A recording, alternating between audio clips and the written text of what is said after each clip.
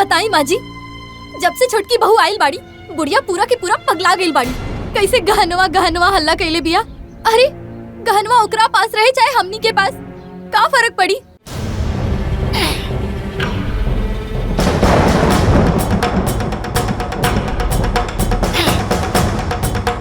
माँ जी तनी जल्दी जल्दी करी ना, केहू आ जाए तो हमनी के भांडा फूट जाए। हाँ हाँ तो चारों तरफ देखत रह, केहू आवे ना पावे।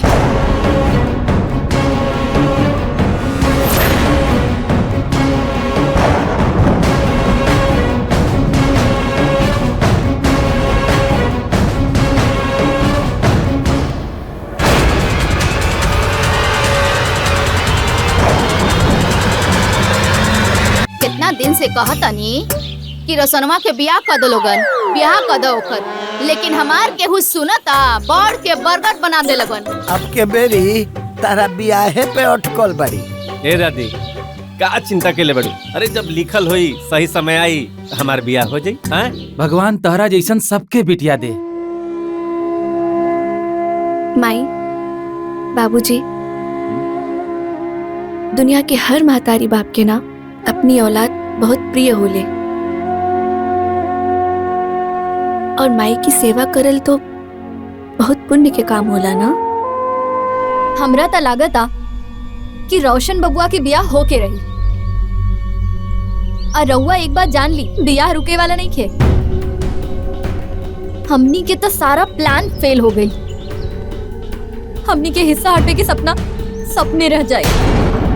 आज के समय में ऐसन घर परिवार मिलल बहुत मुश्किल बा।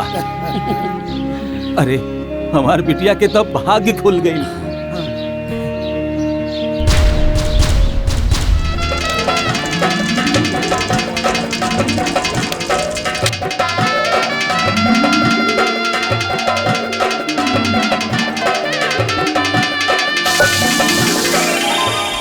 सास ननद लक्ष्मी घर में बाड़ी साक्षात हो, भसुरा जेठान के ता अलगे बबात हो। सास ननद लक्ष्मी घर में बाड़ी साक्षात हो। रउआ पास कोनो ऐसन जड़ी बूटी होखी जौना के खियौला से कोई औरत बांझिन बन जा। सब लोग यहाँ कोख खुलवावे खातिर परेशान होखेला और तू कोख बंद करावे खातिर। ये सब पाप हमसे ना हुई। जा यहाँ से जा, चलो दूसरे के दवाई लिया। बैठ जी, के और से दवाई लिया, जा जा। बैठ जी, रउआ जितना पैसा कहे हम दे। हाँ हमार काम कर दी। आपके भक्त के साथ अन्याय हो रहा है, साजिश रची जा रही है और आप चुपचाप देख रही हैं। देव ऋषि नारद, बहुत कुछ समझने की जरूरत नहीं है, बस इतना समझ लीजिए, किसी की नीयत खराब होने से नियति नहीं बदल जाती। ऐसे ले जाइया कि केहू के शक ना होखे आ केहू जाने ना। ठीक बा माँ जी, केहू के शक ना हो। लाई। अरे यहाँ का होकत बाटे। छोटकी दुल्हन खाती दूध गरमावत रहनी गरम हो गई। ले जाओ, ले आओ। हाँ दी। हम रुकी भौजी। हाँ का भइल बेटा? कुछ न माई, हम ही दूध भौजी के दे देतानी।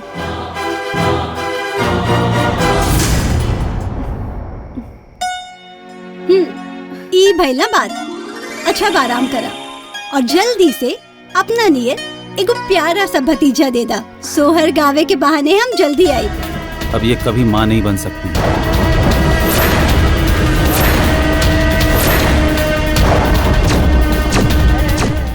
ए रनिया, रनिया हुक्का लेके आओ।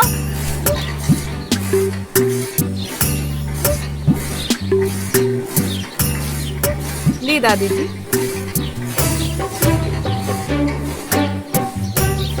हाँ ली बाबूजी। कितना दिन से कहतनी कि रोशनवा के बियाह कर दो लोगन, बियाह कर दो ओकर, लेकिन हमार केहू सुनता बड़ के बरगद बना दे लगन। ए माई, तहार रेडियो जौन स्टेशन पकड़ लेला नु ओके छोड़ेला ना। अरे का छोड़ी बतावा ना है। कब से कहतनी हर चीज उम्र से अच्छा लगेला। अब रोशन के उम्र हो गई बा, बियाह कर दे लोगन जे हमहू जीते जी अपना आँख से देख ली, तनी परपोता खेला ली। हे माई, माई रे, अब ते ही बताओ हाँ। हम का कर सकीला। रोशन पहले ही मना कर देले रहा। ऊ कहत रहल है कि हम पहले पढ़ लिख के कोनो काम धंधा पकड़ ली तब ब्याह करब। अब ओकर महतारी आ भौजाई ई दोनों लोग के कोनो लड़की पसंद आई तो अब नु बात आगे बढ़ी। बाबूजी अरे तो आगे बढ़ी कब, जब ले हम मर जाए। अरे अम्मा जी, रहुआ इतना जल्दी ना मरे, चिंता मत करी। कहाँ है? हम अमृत के घड़ा पी के आइल बनी का? न खर मुई न खरहर ढही। कहो कैसन बात करते रही हो बाबूजी मरे मराए? ए बबुआ, का बात हो की तू अपना दादी के तो जानते बाड़ा, ये जौना बात पे शुरू हो जाली तो जब तक वो बात पूरा ना हो जाओ इनके सांस ना आवेला। अब के बेरी तारा बियाहे पे अटकल बड़ी। ए दादी का चिंता के ले बड़ू? अरे जब लिखल होई सही समय आई हमार बियाह हो जाई। अरे बिना चिंता कइले घर के कोनो काम होखे वाला बा? सारा घर के चिंता तो इहे के बा, तारा बियाह के चिंता इहो ऊपर से। बाकी घर के केहू के कुछ चिंता फिक्र थोड़े बा। ए बेटा, हमरो विचार बा कि कोनो अच्छा लड़की देख के तार बियाह शादी हो जाओ। तार का इच्छा बा? बड़का बाबूजी, बचपन में ही हमारे माई बाबूजी के साया हमारा सर से हट गई। ओकर बाद रउए लोग हमारा के पढ़ौनी बढ़ौनी एक काबिल बनौनी। हमारा बड़का बाबूजी और ये बड़की माई ना है, आप हमार माई और ये बाबूजी हैं। जा आप लोग उनके जौन इच्छा बटे, जे तेरे इच्छा बटे वो आप सब लोग करी। हम आप लोग उनके संगे सहमत रह भाई। अरे अब तो लड़की पसंद करा लोग, अब कोनो बात के देर बा। हाँ काहे ना। बाकी हमारी को शर्त बा। शर्त? कैसन शर्त हो?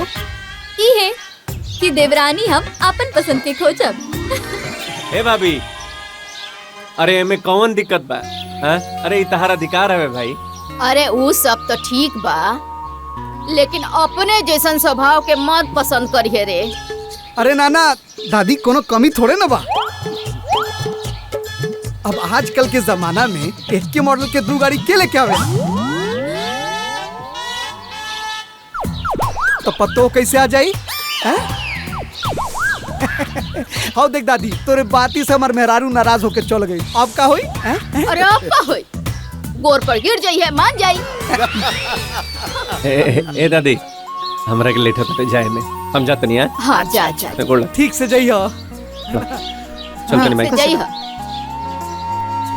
ले माई। ए चाचा, हमरो के स्कूल छोड़ दा। फिर वो मेरा गाड़ी छोड़ देला, रोज रोज के ड्रामा बना देला बड़ा। चलो बैठा, छोड़ दे। का भैया, आज फिर से टिफिन भुला के जाता नहीं ले। दा तू बाड़ू ना, हमारा टिफिन कैसे छूट जाए? जा चलो बैठा।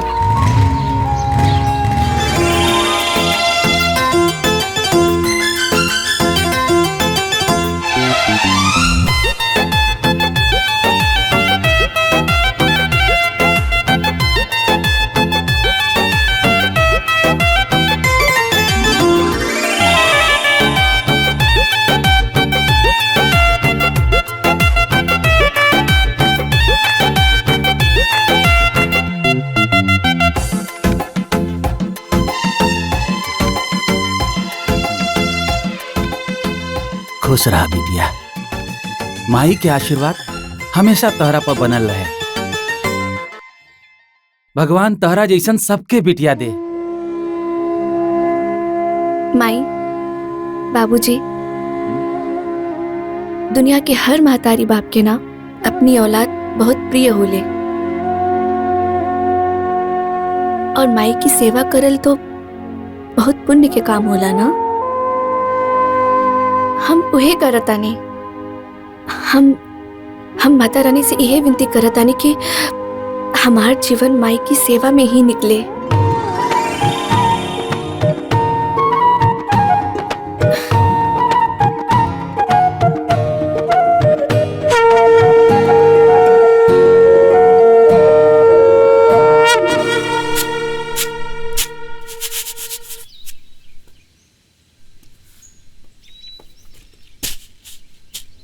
माँ जी, हमरा त लागता कि रोशन बबुआ के बियाह होके रही। और रउआ एक बात जान ली, बियाह रुके वाला नहीं खे। हमनी के तो सारा प्लान फेल हो गई। हमनी के हिस्सा हटवे के सपना सपने रह जाए। अब हमरा के तो साफ साफ लौकत बा का ई है कि संपत्ति के बंटवारा हो के रही। ऐसे कैसे संपत्ति का बंटवारा हो के रही बहुरिया? हम अभी जिंदा बानी, कोनो ना कोनो उपाय करबे करे।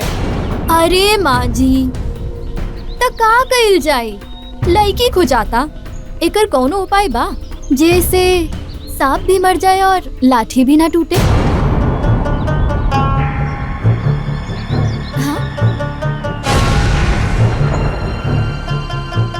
बा एगो उपाय।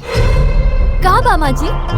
तो सनो खातिर कहीं से एगो सीधा साधा लड़की खोज के बियाह करा दिया, जना के कुछ समझ में ना आवत होके दुनियादारी बकलोले होके साफे, जौन हमनी के बस में होके। फिर ओकरा के कुछ खिया पिया के बांझ बना दिया, ऐसे सांप भी मर जाई और लाठी भी ना टूटी। वाह माँ जी वाह, का दिमाग पर और मानी की पड़ी। बहुत अच्छा सोच ले बानी रहुआ। ऐसे तो बंटवारा भी ना होई और फ्री की नौकरानियों मिल जाई। मान गई नहीं रहुआ कि हम माई इतना खुश काहे होत बाड़ू?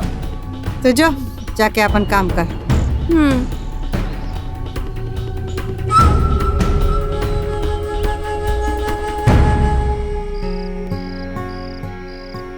मधु। हाँ माई। बिटिया बाबूजी आ गेले, पानी लिया था और भौजी कहिए चाय बना दी हन। का हमाई तू भी ना कुछो में लागल रह लो। अरे ये सब काम शिवानी करी नू। अरे वो तो घर के किचन संभलबे करेले, पूरा काम करेले। सोचनी है कि हमू कुछ कर दी। ले बाबूजी पानी। हाँ लावा दा रखा। शिवानी, हाँ? जौन फोटो भेजले रहनी देख लू? हाँ। मधु के दिखैलू? ना। दिखावा ना। हाँ बबनी, हाई फोटो देखा।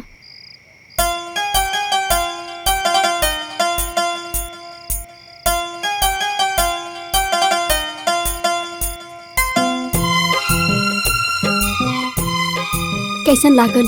पसंद बा तोहके तब बात आगे बढ़ावल जाए। रउआ लोग के जवन भी पसंद बा हमके मंजूर बा। हम जाता नहीं अंदर। ए जी, हमरा तो लड़का पसंद नहीं खे। काहे माई, कौन कमी बा? दुल्हन कहत रहली ह कि लड़का के बाप महतारी नहीं खाए। रउए बताई, लाके भरल पुरल होई और जौना घर में और सास ससुर ना होइए तो घर में पतों के कोनो इज्जत होखेला? पतों को कोनो ध्यान देवेला? अरे माई, सगा सास ससुर ना बड़े तो का भाई, बाकी सब तो बढ़ले बा। दादी बिया, बड़का बाबू, बड़की माई, भैया, भौजी, छोटकी ननद, बड़की ननद सब भरले बा माई। अरे फिर भी, अरे सागा में और सब में फर्क होखेला। सागा सागा होखेला और पटीदार पटीदारे होखेला। अरे ऐसन बात ना बा सूरज के माई, ना बा ऐसन बात। वो लोग बड़ा अच्छा और सुलझल परिवार बा, बड़ा संस्कारी लोग बाड़े। आपन सगा बेटा से बढ़कर मान सम्मान देवेले उनके के। देखा, घबराए के कोनो बात नहीं खे। बड़ा भाग्य से ऐसन घर परिवार मिलेला माई। हाँ, अरे माई ओकर ससुर तो देवता बाड़े, देवता। ठीक बा, जाई लोगन तय तमान करके आई। तो ठीक बा, तो शुभ काम में देरी कैसन? हाय, काले चलकर बात कर लियल जाओ। हाय रउआ के हमार लड़का पसंद बा आ हमरा के राव लड़की, तब बियाह के तैयारी करी और का बातचीत करे के बा। देखी, कुछ लेन देन के बात कॉल लिहल जाओ तो ठीक रही। देखो समझी जी, हमनी के खानदान में दहेज लेहला देहला के प्रथा नहीं। रउआ बेफिक्र होके बियाह के तैयारी करी, बारात हम अपना दम पे लेके आई। का महेश बेटा? हाँ बाबूजी, सही कहो तनी। अरे आप लोग तो महान आदमी बानी। आज के समय में ऐसन घर परिवार मिलल बहुत मुश्किल बा। अरे हमार बिटिया के तो भाग्य खुल गई। अच्छा ठीक बा, अब हम चला तनी। अच्छा हाँ, बाकी रउआ से एक के बात कहे के बा कि हमरा बरतिहन के कोनो आदर सत्कार में कमी ना होके के चाहिए। मर मीठा थोड़ा ज्यादा मंगा लिया, काहे के नमूना तो रउआ देखते बनी। 10 पे के गो भारी बा। का भैया हमारी इज्जत खराब कर देना है? ए दमोदर, बेइज्जती होकर होला जेकर इज्जत होला।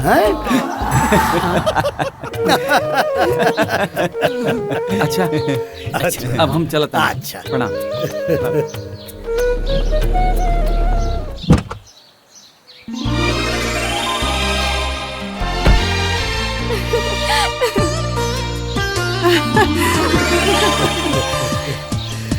अरे हमर बेटी। प्रणाम दादी। प्रणाम बाबूजी। खुश रहो बिटिया। प्रणाम माई।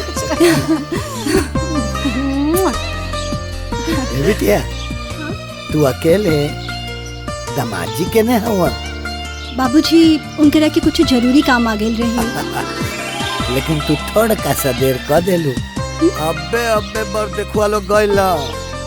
लेकिन हाँ, रोशन के ब्याह तय हो गए। का?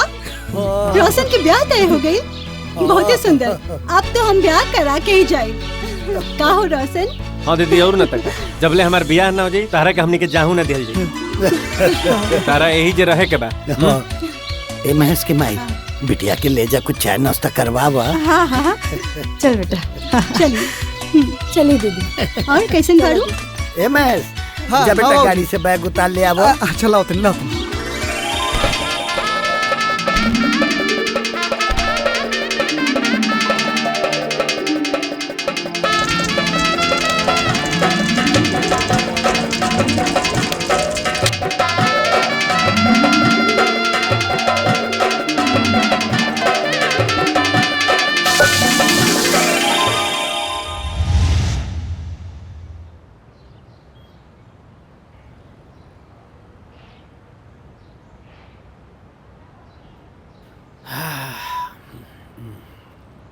प्रणाम।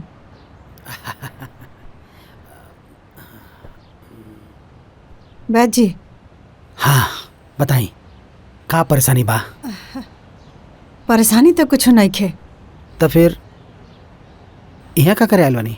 बैद जी, हम ये खाती आयल बानी कि रउआ पास कोनो ऐसा जड़ी बूटी होखी जौना के खियौला से कोई औरत बांझिन बन जा। सब लोग यहाँ कोख खुलवावे खातिर परेशान होखेला और तू कोख बंद करावे खातिर? ये सब पाप हमसे ना हुई। जा यहाँ से जा, चलो दूसरे के दवाई लिया। बैद जी, के और से दवाई लिया। जा जा। बैद जी, रउआ जितना पैसा कहे हम दे। हाँ, हमार काम कर दी। इतना पैसा? अरे इतना रुपया में तो हम अपने पूरे परिवार के बाज बना सकीला। समझा तोहार काम हो गई। बड़ा कृपा हुई। कयामूल, पुनर्वा, बहेरा, धतूरा, कंटकारी, पुनर्वा, इला कुल सामान ई कुल एक्के में पीस के दूधे में, चाय में, पानी में, खाना में, जूसे में, जमन मन करी ओ मने के पिया दी होके। बाकी बैद जी, ये सब हमरा मिली कहाँ? रउए कौन उपाय बताई? उपाय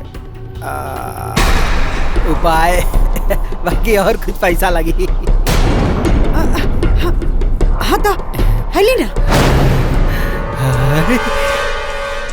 समझा, काम हो गई।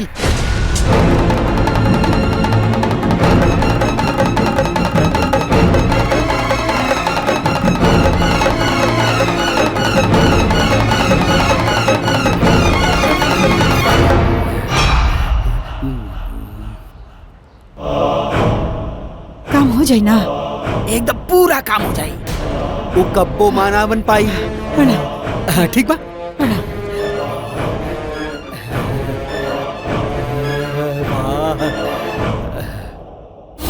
नारायण नारायण। प्रणाम माते। माते, आपके भक्त के साथ अन्याय हो रहा है, साजिश रची जा रही है और आप चुपचाप देख रही हैं।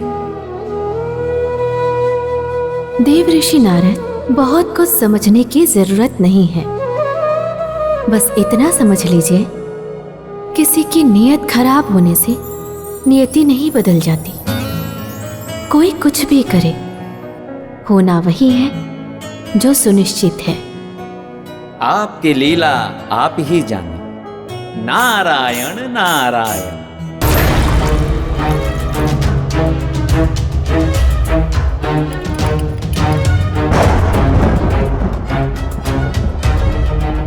दुल्हन, हाँ खूब बढ़िया से मिला दे। ठीक ना?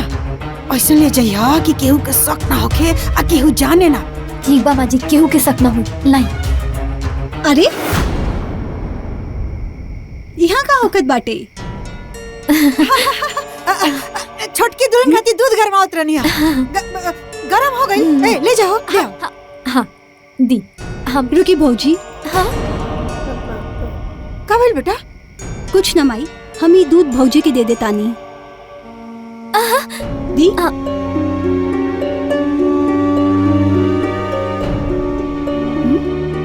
अरे ई कैसन दूध बाटे? केसर मिलाले बानी बेटा। केसर मिलाले बानी, ऐसे दूधवा के रंग ऐसा हो गइल बा। माई, तू भौजी के कितना ख्याल रखेलू। आओ ना तका।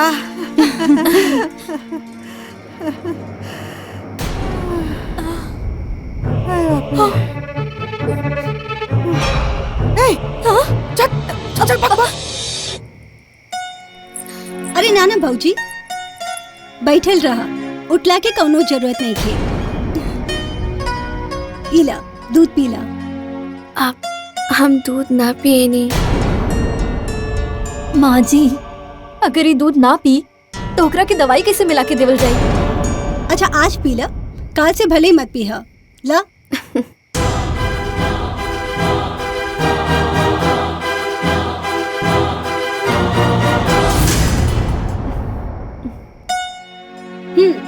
ई भइला बात।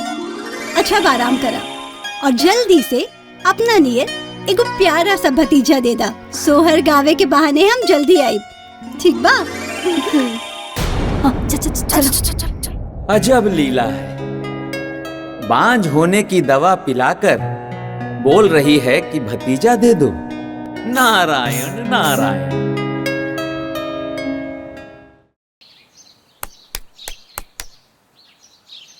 अरे अरे दादी, दीदी के समझाई ना, 2-4 दिन रुक जिए तो का हो जाए? बड़ी आई ससुराल वाली बनतिया। अच्छा तारो ब्याह हो जाएगा, फिर देखा नैहर में कितना रुकेलू। ए राधा, कहतिया तो रुक जनाई जा। कौन ओइजा घीव के घाड़ा धरल बा? सुनो, रुक जइबू तो एकर बातो रह जाई आ तू तनी 2-4 दिन नैहरे में भौजाई लोग के साथे रह लेबू। दादी, रुके के तो हमार भी मन बा, बाकी का करी, जाए के पड़ी, जरूरी काम बाटे, फिर जल्दी आ जाए। अच्छा रानी। हाँ माई। अरे लौकी छिल दे छौके के बा। हाँ। फिर जल्दी आई दादी। गोड़ लागत तानी दादी जी। खुश रहा, खूब खुश रहा। गोड़ लागत तानी तू दीदी। धनहा पुत फल, सूरज भगवान तहार सुहाग बनौले राखस। खुश रहा। अरे भाभी बैठी ना, अपने घर में काहे शर्माता नहीं? बैठी ना। ना हम ठीक बानी। ए राधा के माई। जी माँ जी। अरे रोशन के माई वाला गहनवा लिया के छोटकी दुल्हन के दे दो, एकर अमानत तू ह। आज बुझाता आज के दिन बड़ा शुभ ह। बताई माँ जी, जब से छोटकी बहू आइल बाड़ी, बुढ़िया पूरा के पूरा पगला गइल बाड़ी। कैसे गहनवा हल्ला कैले बिया। अरे गहनवा ओकरा पास रहे चाहे हमनी के पास, का फर्क पड़ी?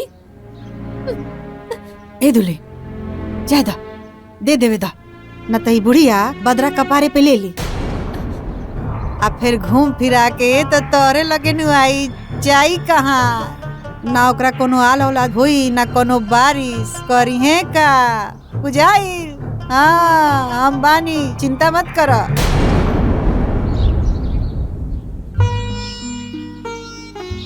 दादी रहे दी ना, हमरा के जब जरूरत होगी तब हम अम्मा जी से ले लेब। बाकी चाहे अम्मा जी के लगे रहे चाहे हमरे लगे, बात तो एक के भइल ना। ना बेटा, रोशन के माई को अमानत हो, तहार तहार हक बा ऊपर, तू रख। ली ला बेटा, तहारे पे हक बा, ले जा रख। ला ना।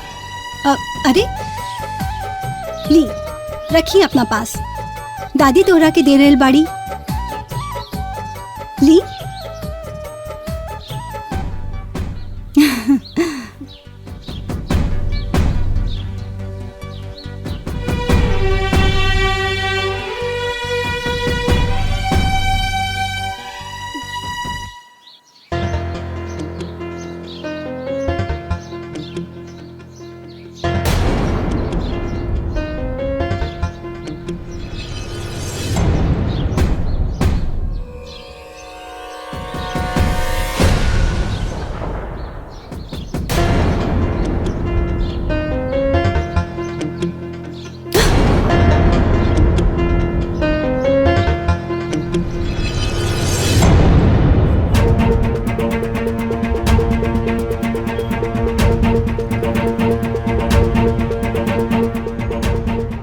डॉक्टर साहब, सब रिपोर्ट ठीक बा ना?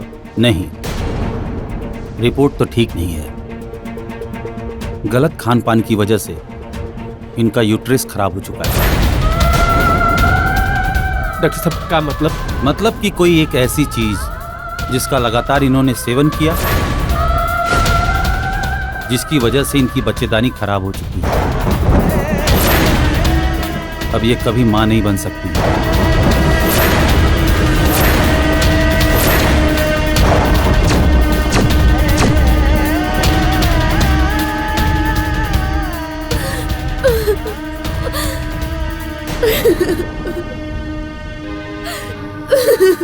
डॉक्टर साहब, कौन तो उपाय होई ना? मतलब देखिए, विज्ञान में तो इसका कोई उपाय नहीं है, बाकी ऊपर वाले की मर्जी। डॉक्टर साहब, 3 नंबर पेशेंट की कंडीशन खराब है। Excuse me. डॉक्टर साहब सुनिए ना। डॉक्टर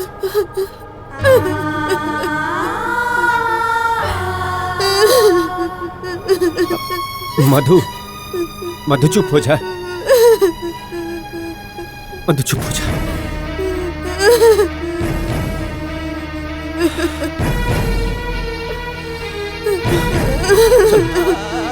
चलो उठा।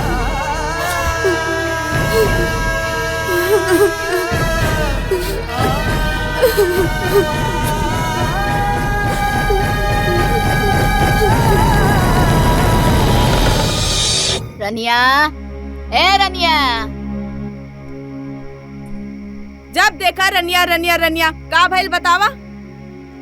सवेरे से गइल बड़न रोशन डॉक्टर लगे दुल्हन के दिखावे, अब तक ना आइले। तनी देखबे। भैया आई हैं तो घरे में आई है ना, ये दोरे पे रुक जी है। वो देखा भैया भाभी आ गइलन। रोशन,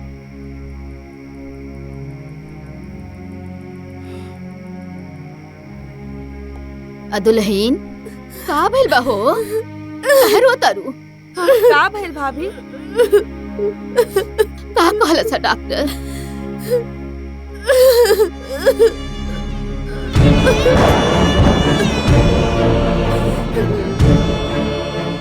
का कहला सा डॉक्टर की इतना रोतिया?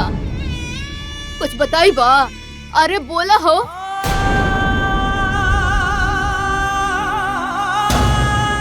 डॉक्टर साहब कहलन कि मधु कभी माई ना बन सके।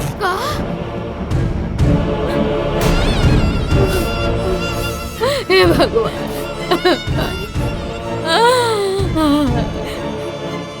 अम्मा जी, मत रोई, चुप रही। जाके ऊपर के समझावे के न पड़ी। रोवे तो कैसे काम चली? हाँ, चुप हो जाए। जाई समझाई ओकरा के।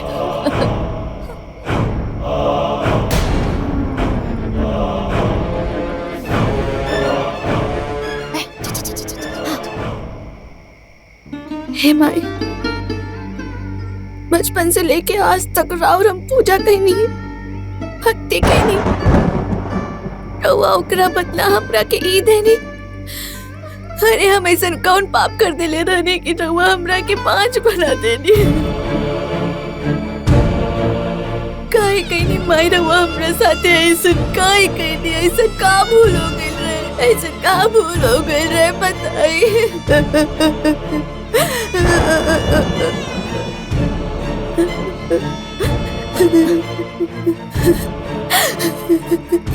ए बिटिया काहे रोता? हाँ, माई तहर मन्नत पूरा करी है, तू भरोसा रखा। भरोसा? माई पे भरोसा हम कैसे रखी दादी? हमार दुनिया उजड़ गई, रउआ कहा था नहीं भरोसा रखी। ऐसे कैसे बोला तारू दुल्हन? ऐसे ना बोले के। केकरा बात में आ गइलू? डॉक्टर के? अरे वो डॉक्टर है, कोनो भगवान ना है। अरे हाँ, अम्मा जी एकदम सही कहा तारी। तू चिंता मत कर मधु, हमनी केहू बड़का डॉक्टर से दिखाई। हाँ। मत रोआ बिटिया, मत रोआ, माई पे भरोसा रखा। ले जो रे, ले जो एकरा कमरा में।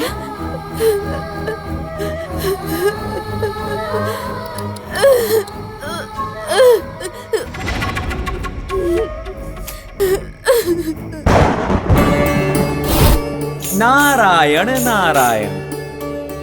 प्रणाम माते। माते, ये सब क्या हो रहा है माते? मुझसे ये सब देखा नहीं जा रहा है माते। आपका ही तो कहना था, किसी नियत से नियति नहीं बदलती, परंतु यहाँ तो सब कुछ उल्टा हो रहा है माते। नारायण नारायण। अब आप क्या करेंगी माते? धैर्य रखिए देव ऋषि नारद, आप बस देखते जाइए।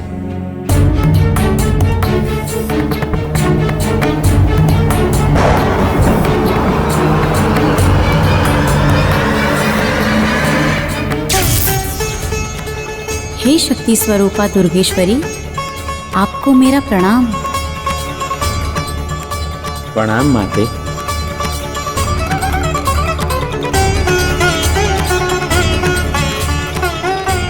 हे आदिशक्ति, आपने किस प्रयोजन से मुझे याद किया?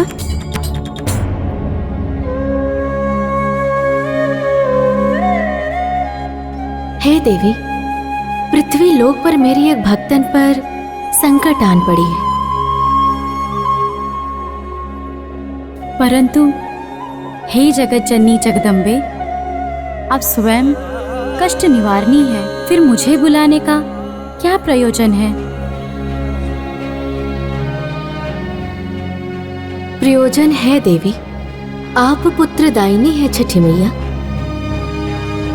समस्त संसार को पुत्र प्रदान करती हैं। मेरी भी एक भक्तन को पुत्र प्रदान कर उसका कल्याण कीजिए, यह आपका दायित्व है देवी। अवश्य। जो भी मेरे शरण में आता है, मैं उसकी हर इच्छा पूरी करती हूँ। मेरे शरण में आने के बाद उसका कल्याण हो जाता है।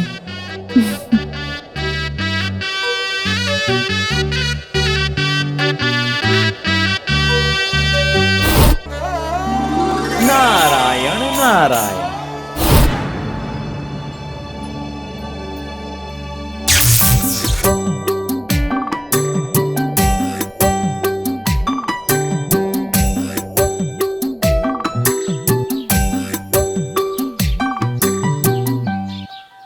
घर में केहू बा? भिक्षा दे दी माई।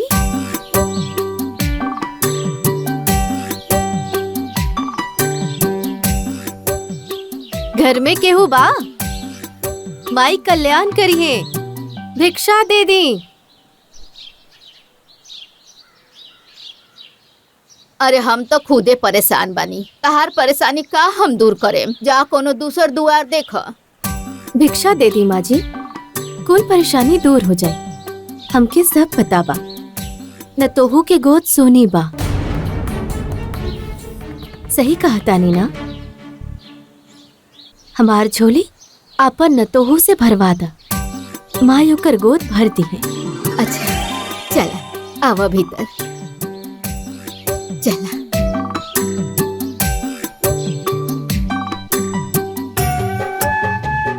छोटकी ए दुल्हन। हाँ दादी। दुल्हन रनिया रनिया छोटकी दुल्हन के बुला ले आओ और तनी सा चाउर ले ले आई है। का अम्मा जी अरे गरा केहू के लेके अंगना में घुसा देते जेकर आपन झोरी खुदे खाली बा वो दोसर के गोद का भरी। हाँ दादी जी, सब नीक नीक बोल के ना ठग लेवे ले लोग, ई लोग से दूर रहल करा। का हो भाभी, गजब हाल बटे। अरे जब दादी केहू के कुछ देहल चाहत रही तो दे लेवे दो। ओइसहू भी कहल जाला कि घर अंगना से केहू के खाली हाथ ना भेजे के चाहिए, ठीक ना? दादी दे दिया। अच्छा हमके देर होता है, चलते बड़ा बोला दादी। चलो हम जाता नहीं।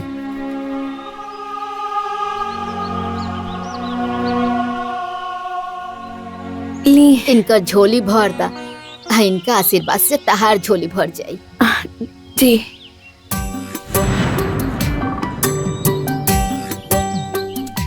आशीर्वाद दिया। पुत्रवती भवा। हमार बात ध्यान से सुना। छठ मैया के शरण में जा और उनकर व्रत उठावा। पूरी श्रद्धा भक्ति से छठी माता की पूजा करा, उनकर कृपा जरूर होई। छठ के कार्तिक और चैत्र के दोनों छठ के व्रत करिया, तुहार गोदी माई जरूर भरी है। हाँ हाँ काहे ना, आपन काम तो हो गइल नु, झूठ सच बोल के काम हो गइल। अब जाई जाके दूसरा के ठग।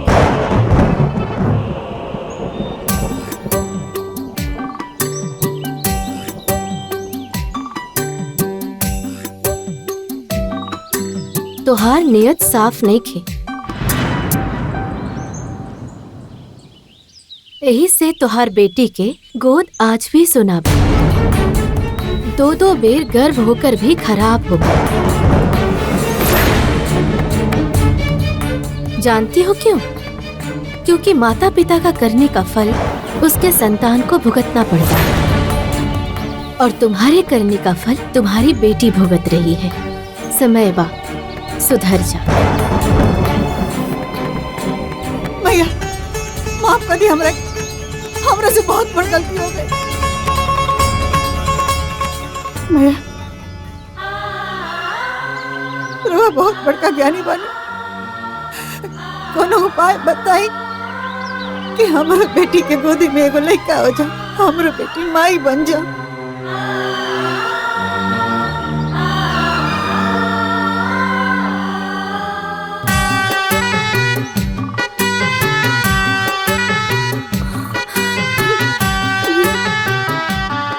छठ माई के कृपा से सब ठीक हो जाए।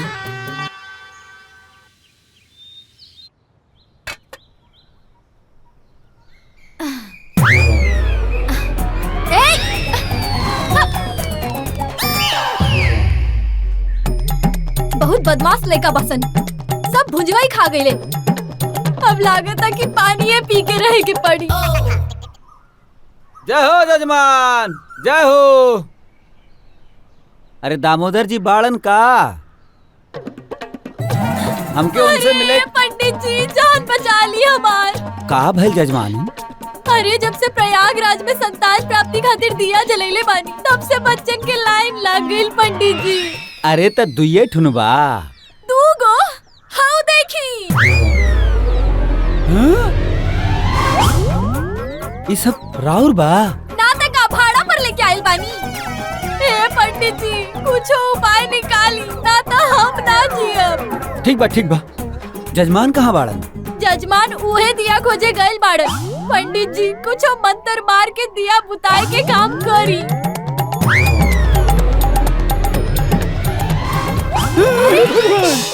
बताई माँ जी, अगर पूजा पाठ कैला से बाल बच्चा हो जाई फिर तो हमनी के सारा प्लान फेल हो जाई। और वैसे भी उस सन्यासिनी ना हमरा बहुत जानकार लागतिया। हमरा के बहुत डर लागता अगर छोटकी के बाल बच्चा हो जाई तो का होई। अरे कुछ ना है दुल्हन, तू चिंता मत करा। बस हम जैसे जैसे कहे ठीक वैसे वैसे करी। का करी? ओकर पूजा भंग कर दा। पूजा? का माँ जी? अरे पूजा कैसे भंग करब? अरे दुल्हन, प्रसादी जूठा कर दो, खाना में नमक बेसी मिला दो। जब पूजे सफल ना होई तब फल कहाँ से मिली? अरे वाह माँ जी वाह, राउर दिमाग के तो सच में माने के पड़ी। का दिमाग बराउर। बिस्खोपड़ा है, बिस्खोपड़ा नहीं है।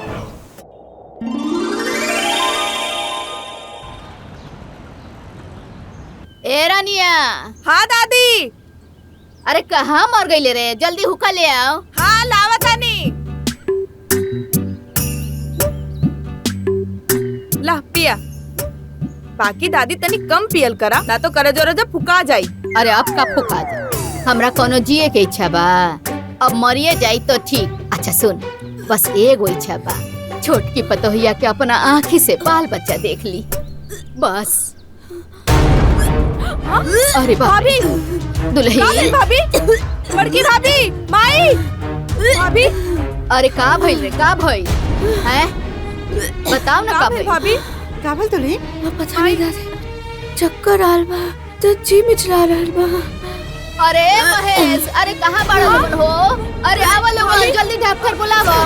अरे हई देखो हमरा पतोहिया के का हो रे दादी, का भेल रे? भाभी चक्कर आवता, उल्टी होता। अच्छा ठीक बटे, उल्टिए ना होता टे, घबरेला कोनो जरूरत नहीं के, डॉक्टर आई दवाई दे ठीक हो जी। अरे तो ताकत का बड़ा हमार मुंह, जाके लेके आवो। अच्छा ठीक बा, लेके आओ तनी। ए रोशन तू रुको। ए मैं हाँ बाबूजी। जाता तू लेके आवा डॉक्टर अरे के। का हो गइल रे दुल्हन? दादी तो चिंता मत करिए। जल्दी जो।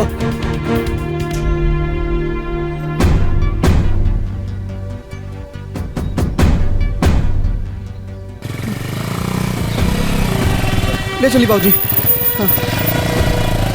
आई डॉक्टर साहब आई चले। आई डॉक्टर साहब आई।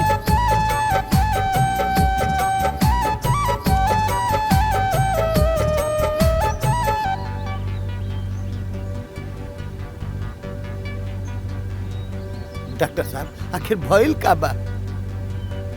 घबराए के कोनो जरूरत ना बा, इनके कोनो बीमारी ना बा, ई माई बने वाली बारी।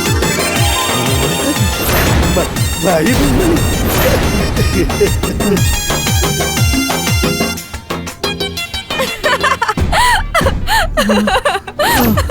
छठ मैया के शरण में जा और उनकर व्रत उठावा। पूरी श्रद्धा भक्ति से छठी माता की पूजा करा, उनकर कृपा जरूर होई।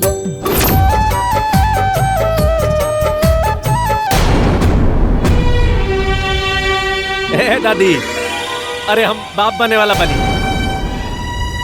बड़की माई, तू दादी, तू बड़की माई बने वाला बड़ू, तू बुआ। बाबूजी, दादा बने वाला बड़ा, तू भैया बड़का बाबू बने वाला बड़ा, बड़का भाई। हे छठी मैया, रउरा आशीर्वाद से हमार परिवार संपन्न हो गई। आगे अपन कृपा बनौले रखब छठी मैया। का माँ जी, हमनी कितना कुछ कहनी, हमनी के सारा किया धराइल पर पानी फिर गई। अरे ओकरा के दवाई दे दे के बांझ कहनी, ओकर सारा पूजा पाठ भंग कहनी, फिर ये सब कैसे हो गई? हमरा तो बहुत चिंता होता कि अब का हुई। अरे अब तो पेट में बच्चों आ गई बा।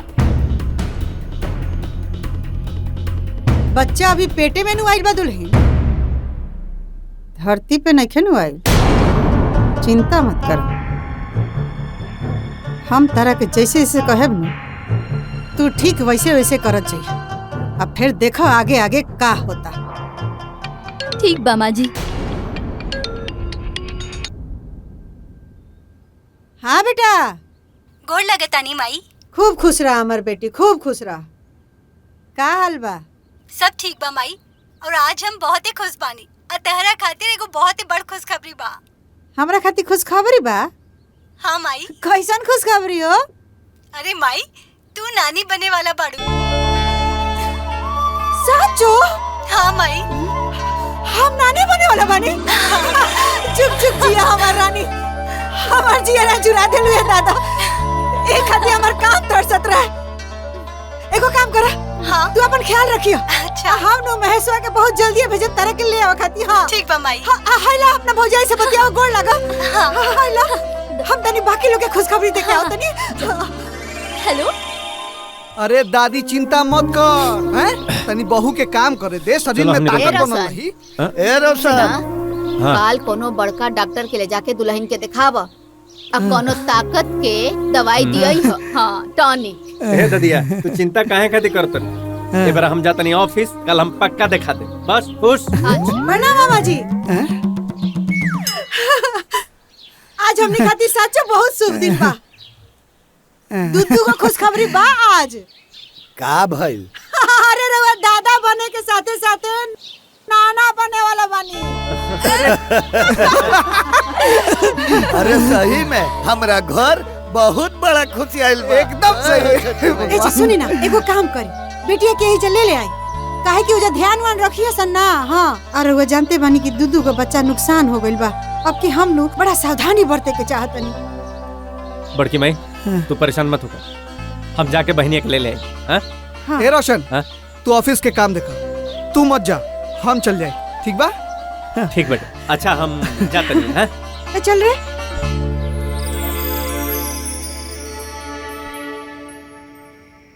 माँ जी, हमरा तो लागत है कि हमनी के हाथ से प्रॉपर्टी निकल गई, जौना के कोनो रास्ता नहीं खे दिखत। अब तो हमरा लागत आ कि हम सपने में मालकिन बनब।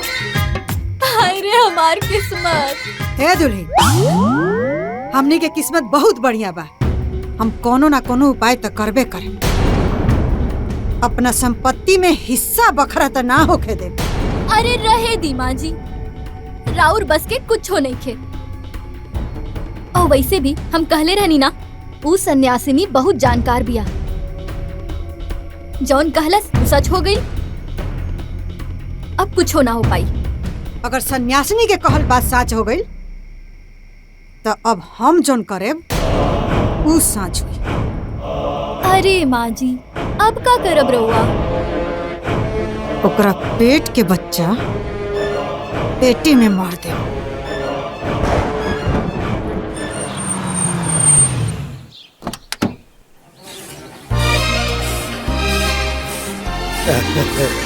बिटिया आइल बा, चल चल चल।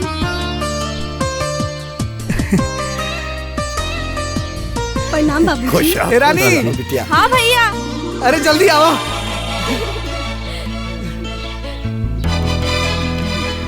प्रणाम दीदी। अरे खुश रहो खुश रहो। ठीक सब बा। ठीक बा। ए बिटिया, हाँ बाबूजी। दीदी के भीतर ले जा।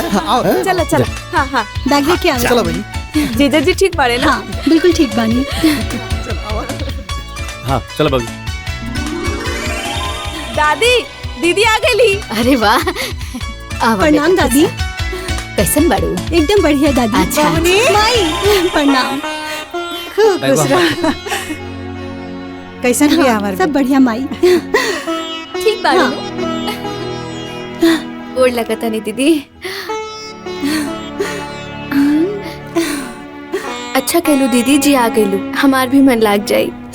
और कैसन बाड़ू? ठीक बानी। सब ठीक ना? बैठो बिटिया। बैठी। हाँ। अरे रउआ लोग बैठी, हम चाय बना के लावत हई।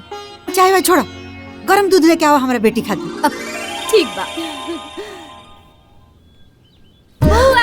अरे गोलू, कैसन बाड़ा? बैठो। अरे बड़ा बदमाश हो गइल बा। अच्छा। हाँ। ए दुल्हन, एमे ऊ पटिनुआ मिलेलू हा?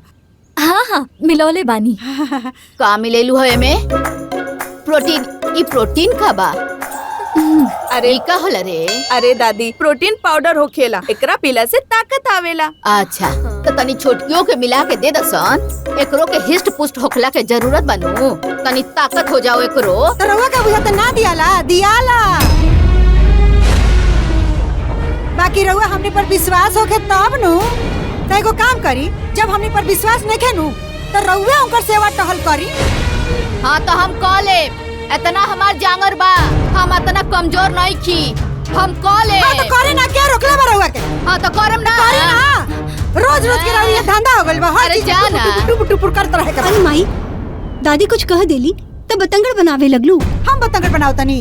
दादी ना तो हम बनाओ तनी। रहुआ बैठी। लाई भौजी दी, हम दोनों जन यही में से पी ले दी। एक काम करी, ई रउआ पीली, छोटकी खातिर हम लेके आवतानी। जा माई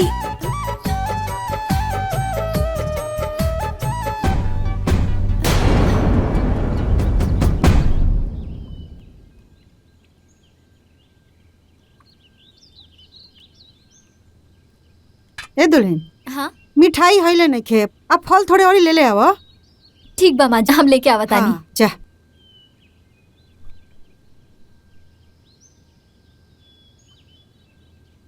रानी बिटिया, ये सब का होता हो? अरे दादी तोरा के नहीं के पता? अरे दीदी के गोद भराई होके जात बा। गोद भराई? हाँ। ए दुल्हन, तनी हेने आवो। जी अम्मा जी। ये सब का होता हो?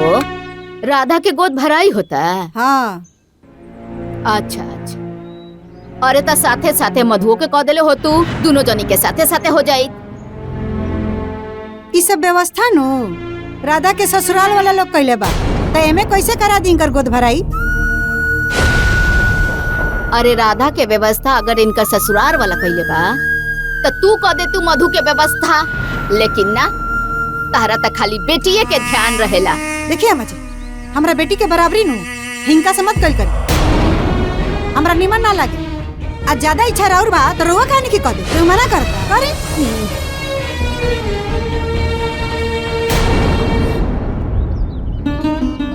हमरा के रउआ से कोनो शिकायत नहीं के, बाकी दुख के बात ई बा कि जेकरा के हम अपन सास समझे नहीं, वो हमरा के बात बात पे ताना मारेली। हमार का गलती बा? का गलती बा? हमरा के कुछ समझ में नहीं किया कि हम का करे। रवा हमरा के कोनो रास्ता दिखाई, कुछ रास्ता बताई।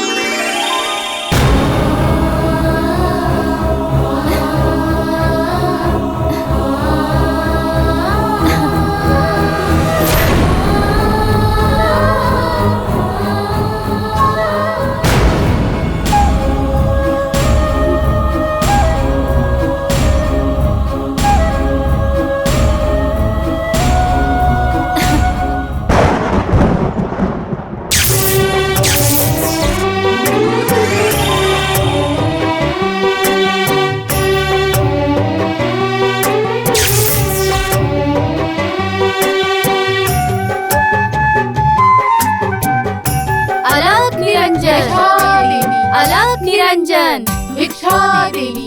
अलख निरंजन, भिक्षा देवी। अलख निरंजन, भिक्षा देवी। अलख निरंजन, भिक्षा देवी। अलख निरंजन।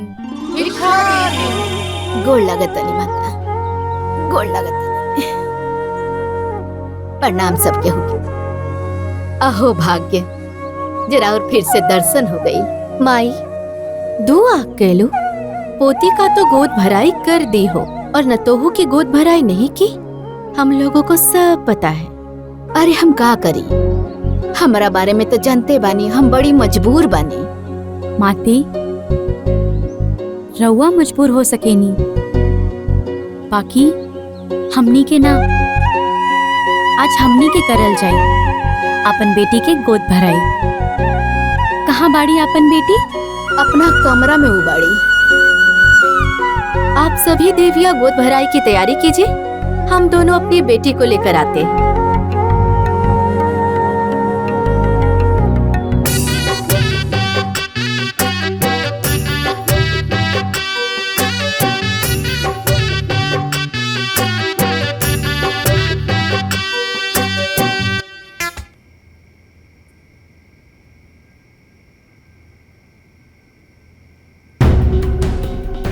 दुल्हन, ऐसन कोनो उपाय करे के पड़ी कि मधुआ के बच्चा पेटे में मर जाए, गर्भे नष्ट हो जाए। माँ जी, ऐसन कोनो उपाय बा कि हमनी के काम भी हो जाए और केहू के पता भी ना चले? हम चाहे वैद्य जी के लगे, उनका से मिल के कोनो ना कोनो उपाय तो निकालिए लेकिन वो से पहले तहरा अब कुछ करे के पड़ी। मतलब घर में तबाही मचा दो, कलह कर दो, लड़ाई झगड़ा छोटा छोटी जौन हो सके करो। आ कह कि हम इतना साल से खटा तनी, अब ना खटे, अब बंटवारा कर लोगे। जब ओकरा पे पड़ी तो ओकरा बुझाई। हम का कहतनी बुझाता नु? अरे माँ जी, हम सब समझ गए हैं कि अब हमरा का करे के बा। हाँ तो तू शुरू हो जा काल से, काहे कि हम करे नु तो महेशो के बाबूजी करे ना दी हैं। अतहार का तू कह ले, बेसी से बेसी का हुई, महेशवा तनी डांटी फटकारी सुन ले। अरे माँ जी, हम डांट फटकार सब सुन ले, बाकी रउआ खाली वो बच्चा के पेट में मारे के उपाय करी और हम ओकरा के खटा खटा के चित कर दे। ओकर बाद सारा प्रॉपर्टी हमनी के।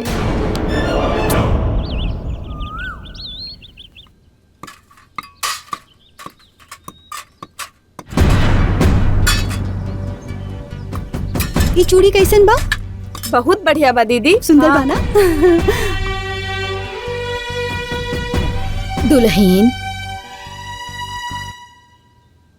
का चाहता रू? सब ओकर अवस्था जानते हुए भी एकरा से अकेले काम करवावता रू। तू नहीं खू कर सकत तो का करी अकेले? हाँ, घर बाहर देखी कि रसोई? अरे तो ऊ महारानी का करता रही, उनका से कह। का हो दुल्हन? और ओकर सब अवस्था जानते हुए भी तू ओकरा से काम करवावता रू। तू काम नहीं खू कर सकत? आए हो दादा, हाय देखा का कहे के मतलब बराउर? हाँ, कि हम कोनो काम ना करीला का? अरे जब से हम बियाह करके घर में आइल बानी ना, खटत खटत हमार दिन बीतता। ई महारानी जी एक दिन तनी सन काम का कर देनी, राउर छाती फटे लागल। वाह, जाई दी भौजी, चुप हो जाई। दादी बिल्कुल सही कहत बानी, ए समय भौजी के आराम की जरूरत बाटे। अरे राधा बबली, रउआ के कुछो नहीं खे मालूम। जब से रोशन बबुआ के बियाह भइल बा ना, तब से ही दू आँखी करत आड़ी। अरे अब तो बर्दाश्त से बाहर हो गई बा। अरे इन घरा के छुई मुई बना के रख ले बानी और हमरा के नौकरानी। अरे आही ये दादा, हमरा के कहाँ से कलंक लगावती है, हे भगवान। अरे हम तो सबके एक निगाह से देखा तनी, काहे कि सब हमरे नु खून। हाँ भौजी शांत हो जाए, अब बात के खत्म करी ना। अरे ना ना, अब हम कुछ ना करब। अरे ये घर खातिर हम का कुछ ना कहनी। हाँ, बाकी देखा हम तनी सन बीमार का पड़ गई नी, तनी सन आराम का कर लेनी, ये तो पूरा घर में हंगामा मचा देली। ए बड़की दुल्हन देखो, ऐसे ना बोले के, बूढ़ बुजुर्ग नु हई, बोले की आदत है ना। माँ जी, अब कुछ होना होगी, अभी घर में खाली बंटवारा होगी, बंटवारा।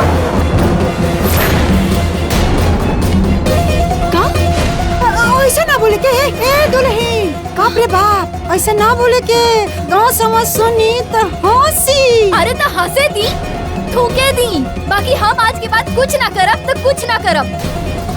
रुको, हम एक उपाय बताओ तनी। हाँ, एक उपाय बताओ तनी। का कहो तनी कि काम के बंटवारा कर लोगे। हाँ, एक सप्ताह काम तू करी, हाँ, आ एक सप्ताह काम ऊ करी। हाँ, बाकी सबसे पहले ये महारानी करी है, हम पहले ना करब। ऐसा ना हो घर में। जब तक ओकर लइका नहीं हो जात तब तक ऐसा कुछ ना होई।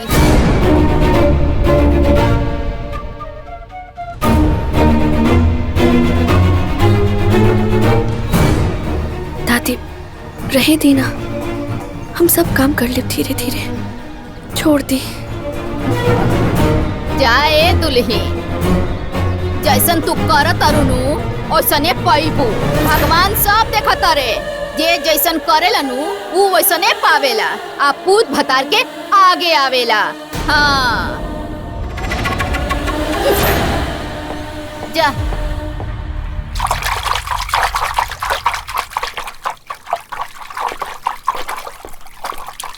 अरे माँ जी, रहुआ सवेरे सवेरे का करतानी? कपड़ा धोवे लगनी का? महारानी जी नहाए आई हैं, उनका नहाए आवे से पहले ई काम कर देवे के बा, बुझाई? वाह माँ जी, का दिमाग भराओ। सुनी माँ जी, ये काम हम अपन शुभ हाथ से करके चाहता हैं। क्यों आ जाई? चल चल चल।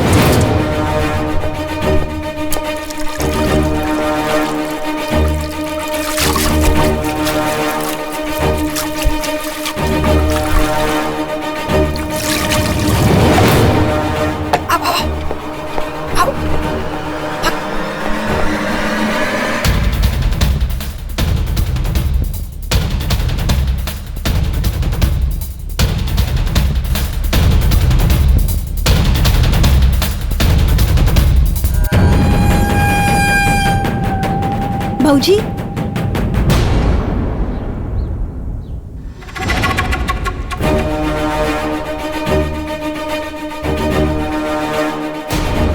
भाऊजी 2 मिनट रुकी, पहले हम नहा ली, रहुआ फिर नहाई।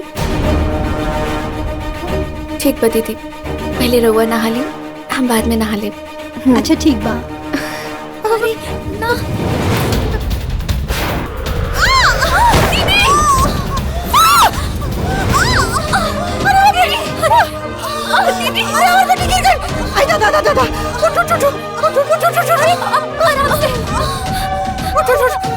ले चलो ना, ले चल। अरे बाप रे बाप, ए बेटा तू ठीक पड़े नु? ठीक बाड़ू ना, कहीं चोट ना लागल? बाप रे, ही बतावा ये कैसे हो गई? अरे का भइल रे, काहे चिल्ला तरसन? का भइल? अरे अपन लाडली से पूछा कि का भइल? अरे इतना इनका किस्मत बढ़िया रहल, जे इनके गिरला से भी कुछ ना भइल, ना तो आज हमनी केहू के मुंह दिखावे के काबिल ना रहती। दीदी तू ठीक बाड़ू ना? हाँ हम ठीक बानी। भाऊजी रहुआ ठीक बानी ना? बाप रे बाप, बताओ तो ई सरफ के पानी क्या गिरावल छ रे? जानबूझ के गिरावल बा कि हमार बेटी आवे आ गिर जाओ, ओकरा साथे कुछ उल्टा सीधा हो जाओ, जानबूझ के गिरावल बा। जरूर एमे केहू ना केहू के हाथ बा। अम्मा जी देख ली कैसे दम साथ के खड़ा बिया और दुलरवी, देख ली। हाँ बस माई चुप हो जाई। भाऊजी गिरवली ना हा, बल्कि हमरा के बचवली हा। अरे अगर ई ना रहती तो आज हमार दशा कुछ और होत। और ये साबुन के पानी ई ना गिरवली हा, बल्कि ई तो पहले से गिरल रहल। और तू लोग बिना बात के बतंगड़ बनावत बाड़ू। अरे भाऊजी तो हमार सामने आईली हा। अच्छा चलो चलो चलो चलो चलो चलो चलो आराम करो, चलो चलो। अरे बेसी मत सोच, चल चल। अरे तू का खड़ा होके देखा तारू, ले जो दुल्हन के। हाँ हाँ हाँ, चली भाभी।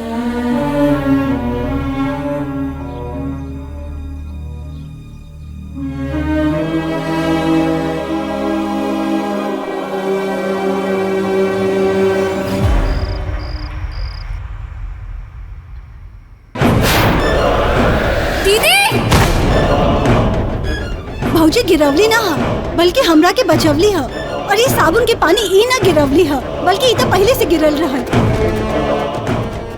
हमरा मारे के प्लान रहे कि हमरा बच्चा के क्यों हमरा बच्चा के मारे के प्लान तो नहीं करत ना ना, ई ना हो सकेला।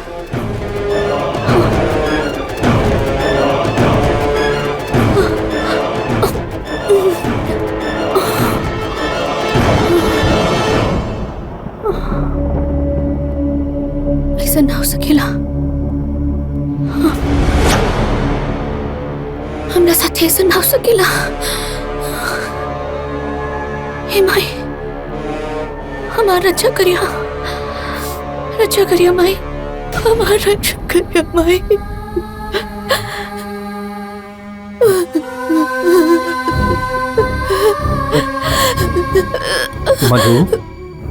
मधु, अरे तू रोज काहे खाती बड़ू हो? हाँ? का भाई कुछ बोलबू?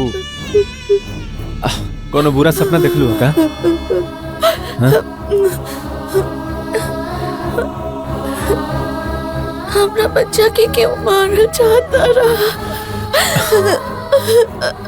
मधु, ये का कहत रू? आखिर ऐसन के कर सकेला बताओ? के हमनी के घर के हमरा बच्चा के मारना चाहता। तू पगला गेल बड़ू का? बोला ले, ये कभी ना हो सकेला। हम बड़की माई के जानते नहीं, हम भाभी के जानते नहीं। उन लोग ये सब सोच भी ना सकेली जा। ये सिर्फ और सिर्फ तार भरम है। पहले एकदम चुप रहता, एकदम शांत। अब आराम से सोता। चलो आराम से लेट, आराम से।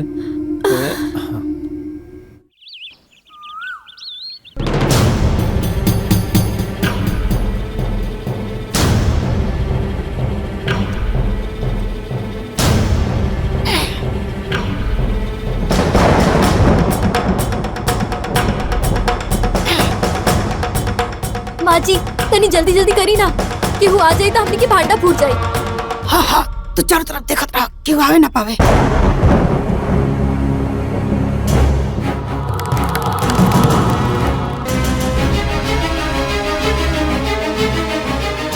भाई का? हाँ हाँ जल्दी।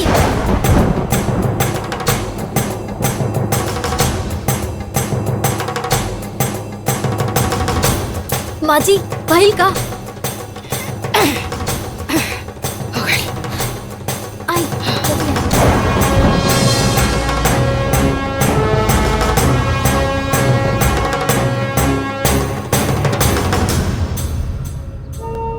नारायण नारायण।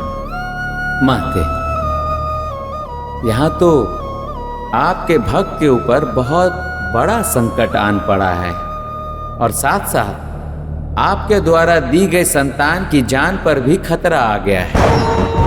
अब आप क्या करेंगी माते? मैंने तो संतान दे दिया है, अब उसकी रक्षा करने का आपका कर्तव्य है देवी।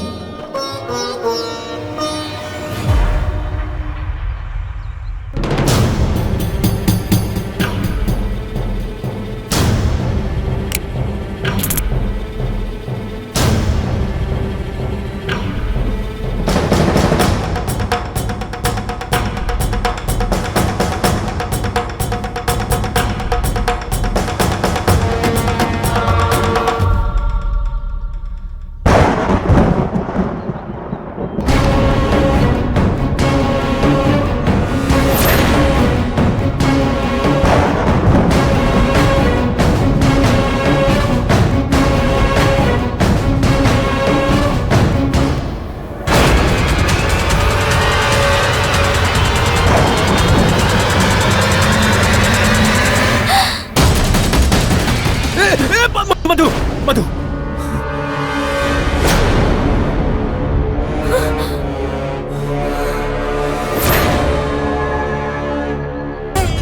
नारायण नारायण।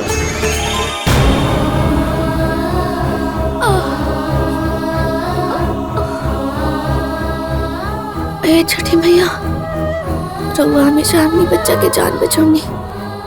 रउआ आज फिर से जान बचा लेनी। जय छठी मैया।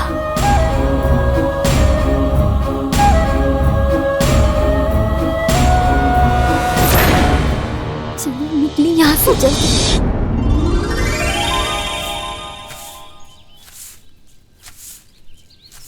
ए दुल्हन, झाड़ू वाड़ू लगा के पानी लिया के अंगनवा के साफ से धो दिह। कार्तिक छठ माई के पूजा में बड़ा साफ सफाई रखे के होला। हाँ अरे बड़की, अब तू आज से ऐजा बर्तन मत धोल कर। पूजा बा कार्तिक छठ माई के, जनते बाड़ू। ले जा रसोई घर के पास बर्तन धो। ठीक बा दादी। लाई झाड़ू हम लगा देता नहीं। अरे ना, तू झाड़ू मत मार, तू जो साफ एक बाल्टी में पानी ले आ और तू पूरा आंगन धो। हाँ ठीक बता दू।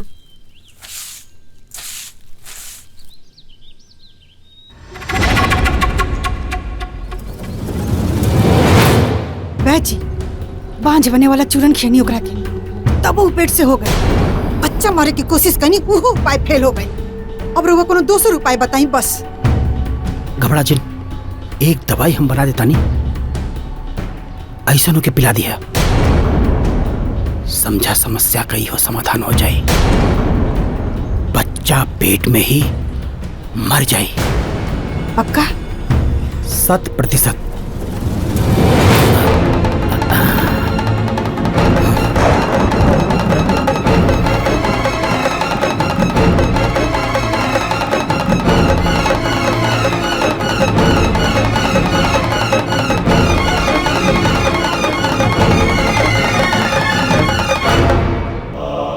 लाई पिया दिया।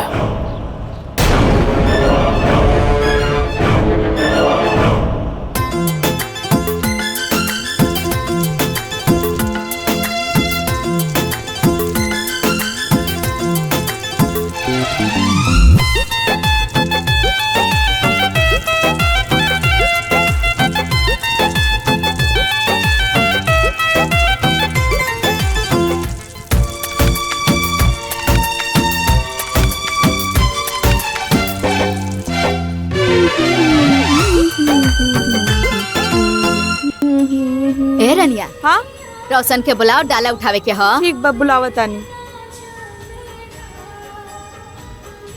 ए दुल्हन, तोहार ये हालत में गंगा जी गल ठीक नहीं खे, समझ गईलू?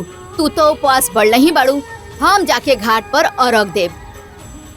दादी हम कर ले।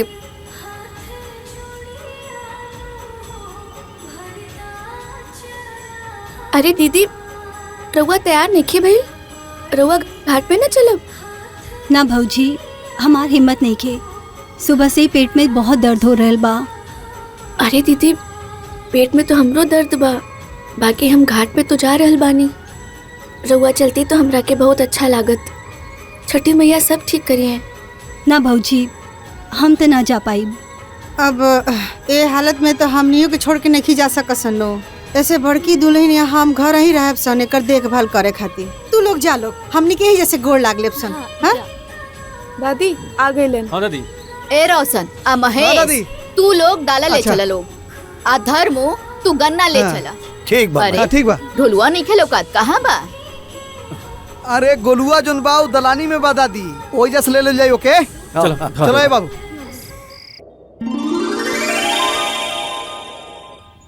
दुल्हन हाँ का करते हो?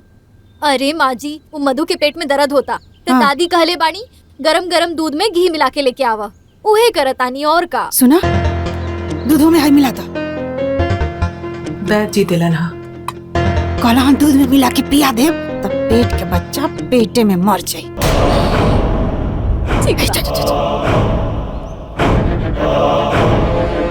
मिलावा, देखो तनी।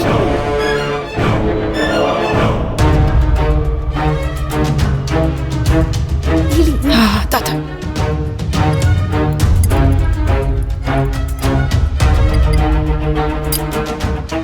इली माँ जी, जाके दे दी, ऐसे होकर दर्दो ठीक हो जाए और हमनियों के भी दर्द ठीक हो जाए। ए रनिया, रोशन से कहो तो गाड़ी निकालो। ठीक बा दादी। अम्मा जी, हाय ली दूधवा पिया दे, आराम हो जाए। ए बेटी, पहला दूध पी लो। भौजी अरे पी ले तू ना। पी ली ना, आराम हो जाए। ना दीदी ना, हम दूध ना पी पाए, बहुत हमरा पेट में बहुत दर्द होत बा। डॉक्टर के दिखावे के ही पड़ी लागत। पी ली ना, आराम हो जाए। ना दीदी, हमार मन बिल्कुल नहीं के, हमार पेट बहुत दुखाता। दादी दर्द तो हमरो होत बा, त हम पी ला, तू ही पी ला, तो हर दर्द कम हो जाई। एक रखे तो बुझाता कि डॉक्टर के देखा ही के पड़ी।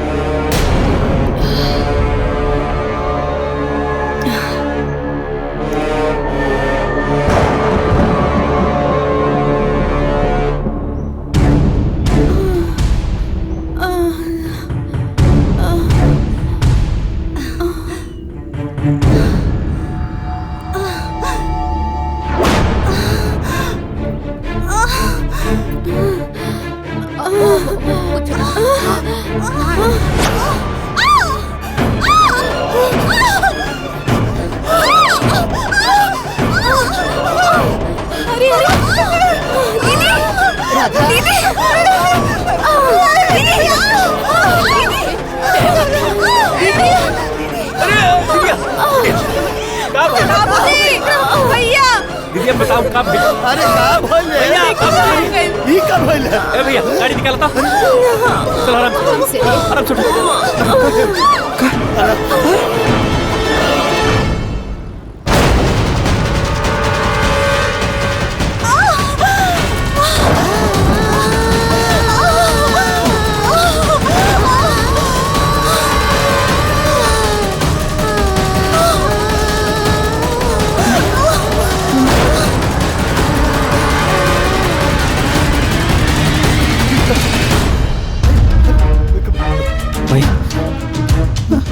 डॉक्टर साहब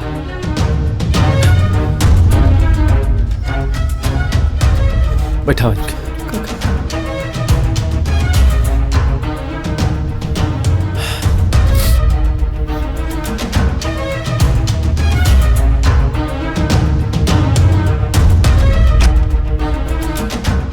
मधु के गार्जियन, ये मेडिसिन ले आइए जल्दी से। हम रख दो, हम लेके आओ तनी। मेडिसिन लाए? हम तवरत हुई ना, हम अपने बेटी के देख सकते हैं। हमरा के देख ली थी हमरे बेटी, हमारे हाथ फेलो जाइए, हम मर जाओ, हम हाथ छोड़ते नहीं, देख लिए थे। अलाउड तो नहीं है, पर आप आ जाइए।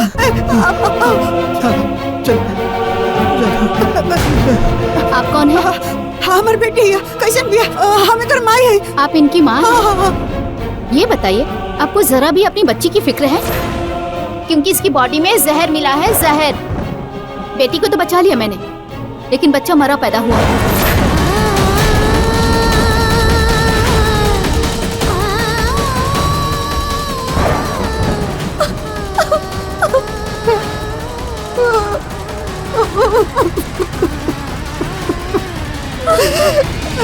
रोके ड्रामा क्यों कर रही हैं?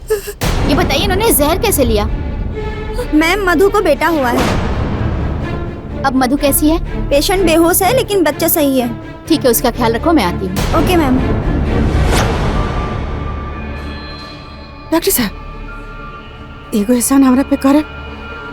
हमारे बेटी के नैहर में बच्चा भाई, वो हमारा ससुरा जाई तो एकरा के जिए ना दिए सर, एक ससुराल एकरा के मुआ दिए सर। अगर खाली गोद हो जा गई तो डॉक्टर साहब, मधु के बेटा हमारे बेटी के गोद में डाल दी। ये क्या बकवास कर रही हो तुम? रुआ जितना पैसा मांगे हम दे दे। पागल हो क्या तुम? मैं ऐसा नहीं कर सकती। 1 लाख। क्या बोल रही हो? 2 लाख। अरे 3 लाख। ऐसा नहीं हो सकता। 5 लाख। 10 लाख।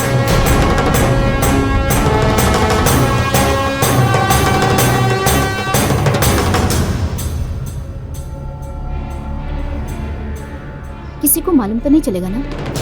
ना, बिल्कुल ना।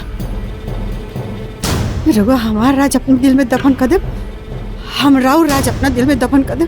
केहू ना, केहू के पता ना चली। हाँ हाँ, केहू के ना। हाँ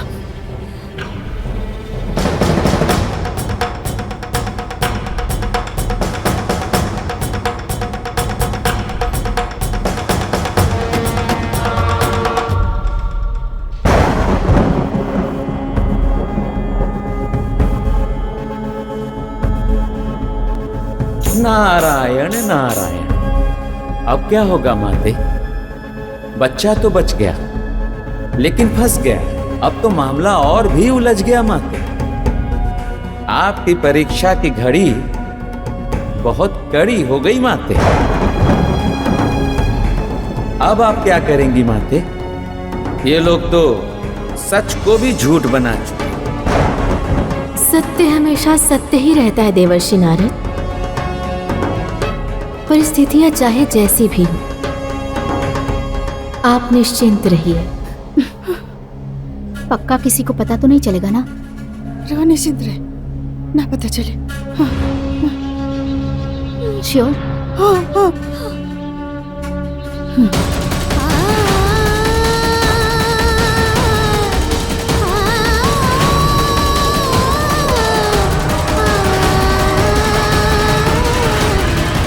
बच्चा के बारे में केहू के पता ना चले के चाहे, बुझाए?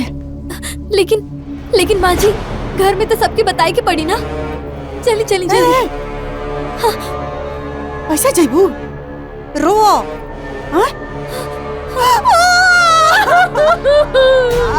बाबुआ, मधु के बच्चा मरल दबाइल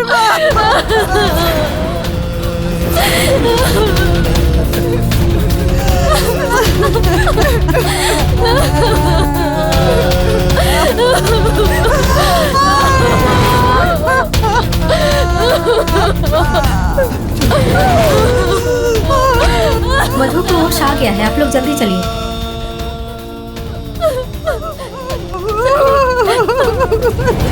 हम रउआ से कब से कह रहल बानी हमार बच्चा कहां बा, बच्चा कहां बा, रउआ बतावत काहे नहीं के? हमार बच्चा कहां बा? ज्यादा रोएंगी। हमार बच्चा कहां बा? मधु शांत हो जा। हमार बच्चा कहां बा? कहां बा हमार बच्चा? रउआ लोग बोलत काहे नहीं के? मधु, अरे हम रउआ से पूछत नहीं हमार बच्चा कहां बा, रउआ कहता नहीं चुप हो जा। हम बच्चा पूछल बानी रउआ लोग से, और हम का पूछल बानी हमार बच्चा कहां बा? रउआ लोग हमरा के बता दी ना। हाँ शांत हो जा, शांत हो जा। बच्चा बताई ना, हमार बच्चा कहां बा? हे बेटी चुप हो जा बिटिया, विधि के विधान के आगे केहू के न चलेला। चुप रही बाबूजी, रउआ कुछ भी गलत सलत मत बोली। ए अम्मा जी, ये हमार बाबू भूखा होए, हम ओकरा के दूध पिएब। हमार बाबू कहां बा, बताई ना अम्मा जी, बताई ना। हमार बच्चा कहां बा? हमार बच्चा कहां बा?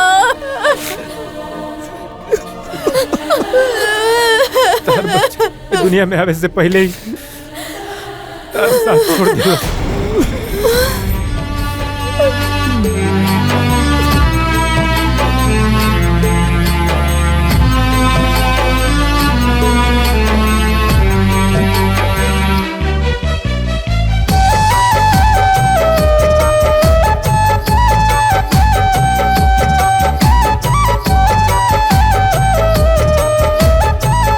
भगिया में हमरा जाने काथी लिखाइल बाटे, फुलवा त खिलल बाकी इहो मुरझाइल बाटे।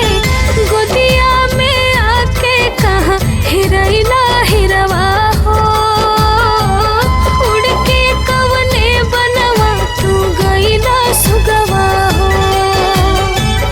दुनिया में आके कहाँ हेरैला हिरवा हो, उड़ के कवने बनवा तू गइला सुगवा हो।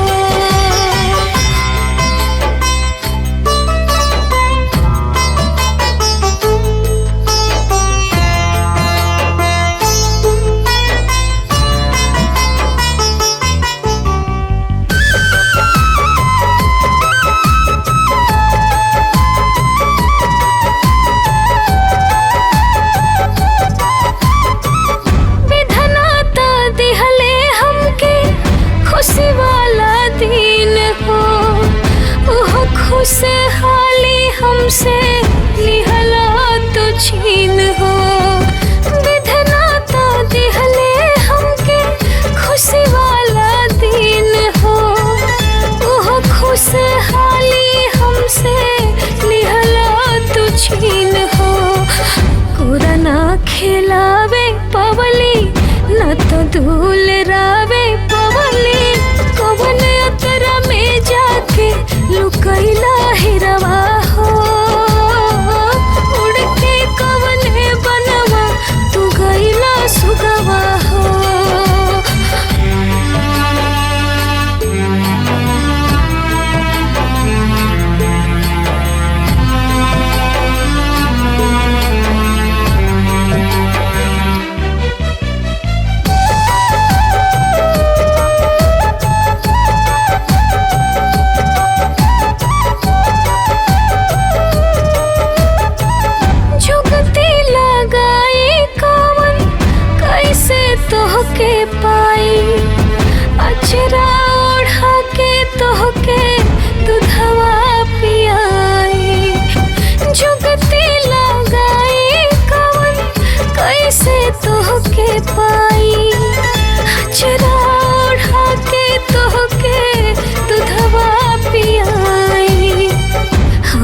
ई किस्मतिया फूटल जिंदगी में धुआं उठल जाहे के रहे त काहे पहिला ही रवा हो उड़ के कवने बनवा तू गईला सुगवा हो।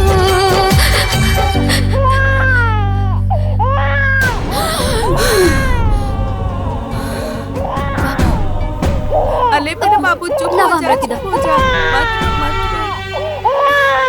और हमारा बच्चा रोवा था, हमारा बच्चा रोवा था, हमारा बच्चा रोवा था। मधु मधु मधु हमारी बात सुना। मधु तहार लइका ना है, मधु राधा दीदी का लइका रोवा था, तहार लइका हम कहा तारी ना हमारा बच्चा रोवा था। मधु मधु हमारी बात तो सुनो। हमरा के दीदी मधु बाबू बाबू बाबू बाबू अरे मेरा बाबू अरे बाबा हुआ बाबू अरे आजा आजा आजा आओ मैं बाबू आजा आजा आजा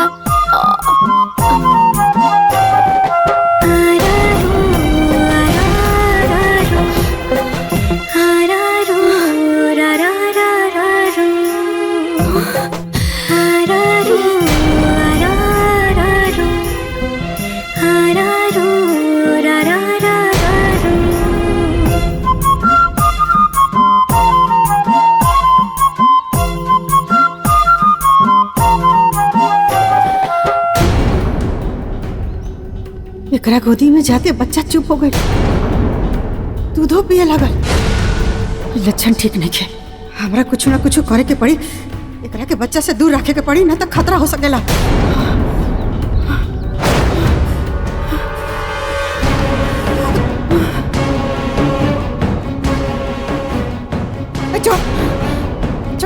अम्मा जी रुक जाइए ना, रुक जाइए ना। चुप चुप हो जा, अम्मा जी चुप चुप चुप हो जा। अम्मा जी खबरदार से हमारा बच्चा के सामने दोबारा आई ले, हमरा से खराब केहू ना। ई हमरा बेटी के बच्चा, हमार नाती हो। माई अरे कैसे बोलत बाड़ू, भौजी के देख के तहरा तरस ना आवत बाटे। तोरा दुनियादारी समझ में ना आई, तू चुप रह। ई मनहूस अपना बच्चा के त खाइए गई,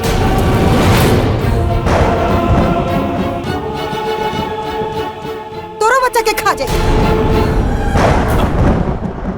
अपना बच्चा के एकरा से दूर रख, एही में तोर भलाई बा।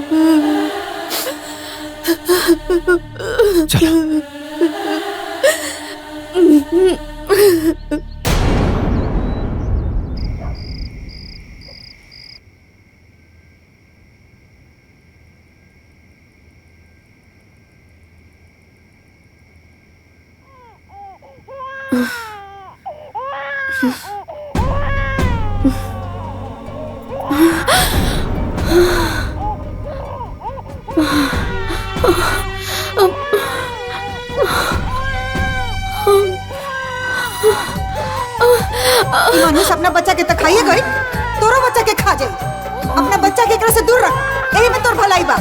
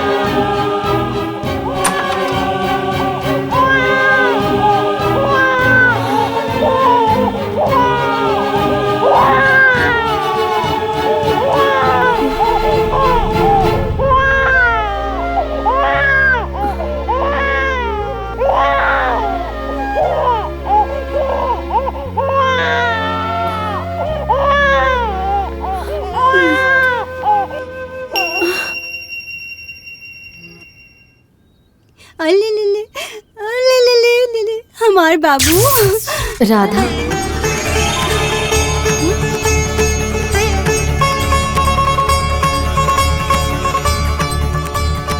माता आप प्रणाम। सौभाग्यवती भवा। बच्चे के साथ खुश हो राधा? हाँ माई, हम बहुत खुश बानी।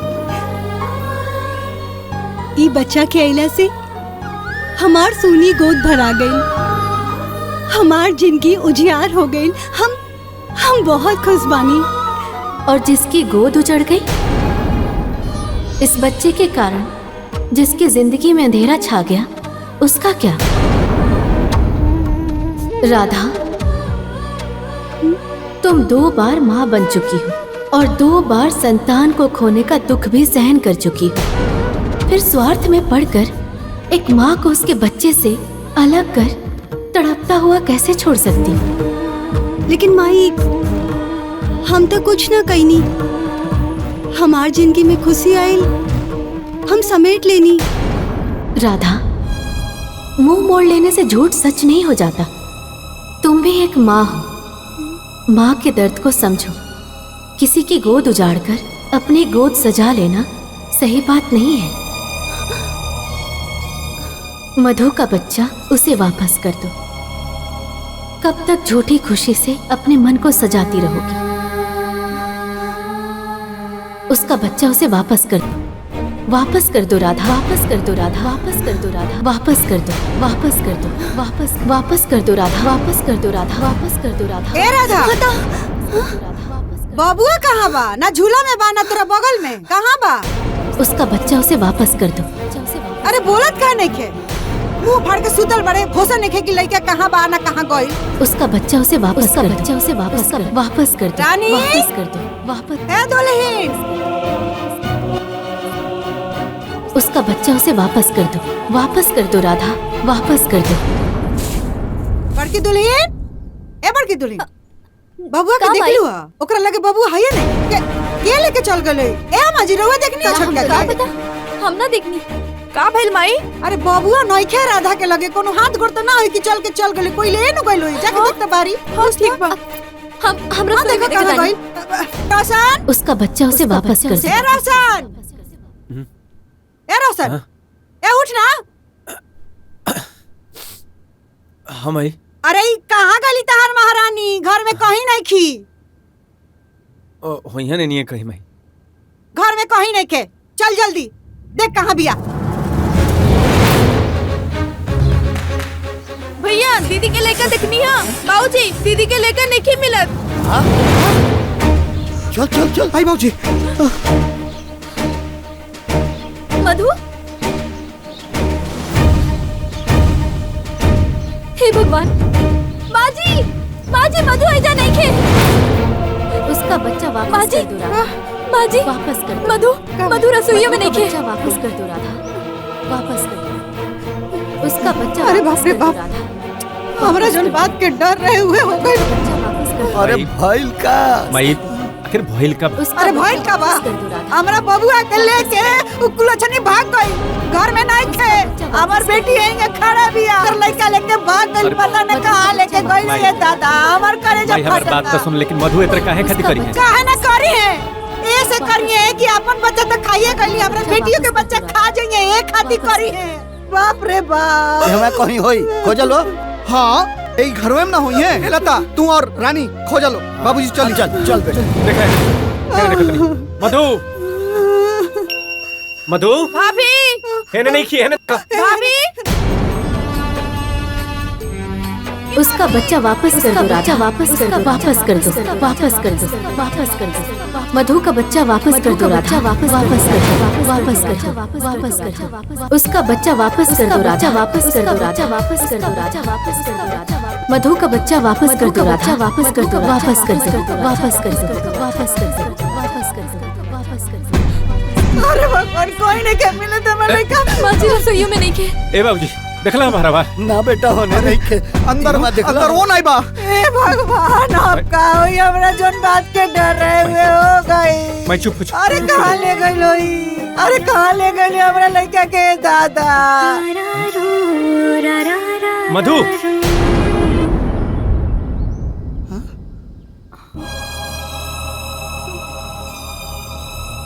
अरे तू रहलू कहाँ? अरे तारा के जोहत में सब केहू कितना परेशान बा, तारा कुछ बुझाता है हैं?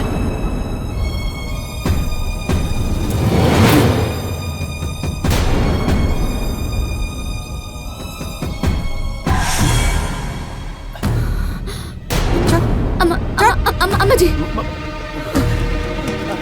अपना लेके खाए गले हमरा लेके खा जी। हमरा लेके के खा जी का छोड़ पकड़ ले क्या के संभारने को सका ठीक से। हां ए दुल्हन ये का कर तारू? अरे वो ममता से मजबूर बिया, ओकरो तकलीफ तनी समझा। खबर ले हमरा लेके के छुले। मधु मधु देखिए अम्मा जी, देखिए कर लू रक्षण कोनो ना कोनो उपाय कर करे के पड़ी। हम कहत नहीं हां माई मधु मधु मधु हमारी बात सुन ध्यान से, दिमाग खराब बता। ई जवन लइका बाटे ई दीदी के लइका, और तारा से बार बार कहतन तहार लइका मर गेल बा। कुछ भी कहता नहीं रहुआ। हट ए कटरा आगे तक घर से निकल। चल अम्मा जी का करता नहीं? चल अम्मा जी हमार बच्चा हमरा के दीदी पीछे है, रहुआ कुछ भी करी। नहीं चले जैसे चल बस बहुत हो गई, अब बर्दाश्त के बाहर हो रहल बा। एगो माई की ममता बहुत जलील हो गई। अब हम ही ना होके दे भाऊजी के बच्चा मरल ना बाटे।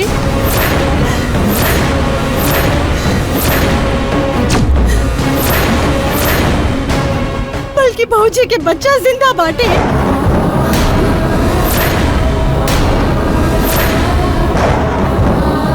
ये का कहत रू? ऐसा कैसे हो सकेला? अगर पतोहू के बच्चा जिंदा बा त केने बा? बतावे तानी।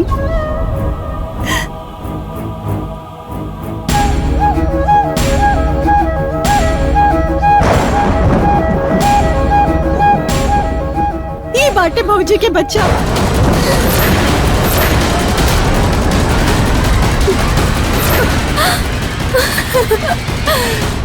तोर दिमाग खराब हो गइल पका? पगला गइल बाटे? अनाप शनाप बकतर। अनाप शनाप ना बोलत बानी, बल्कि हम तो बिल्कुल सच बोलत बानी।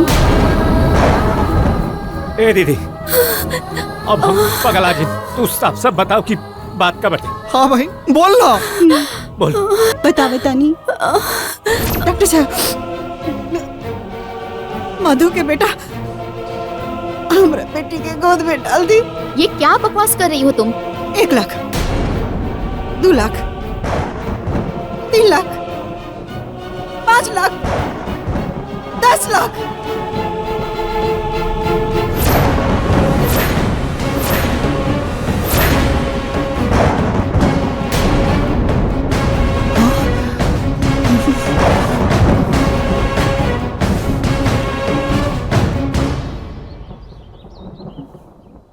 हमनी तोरा साथे बहुत अत्याचार कैले बानी और हमहू शॉर्ट में आ गईली।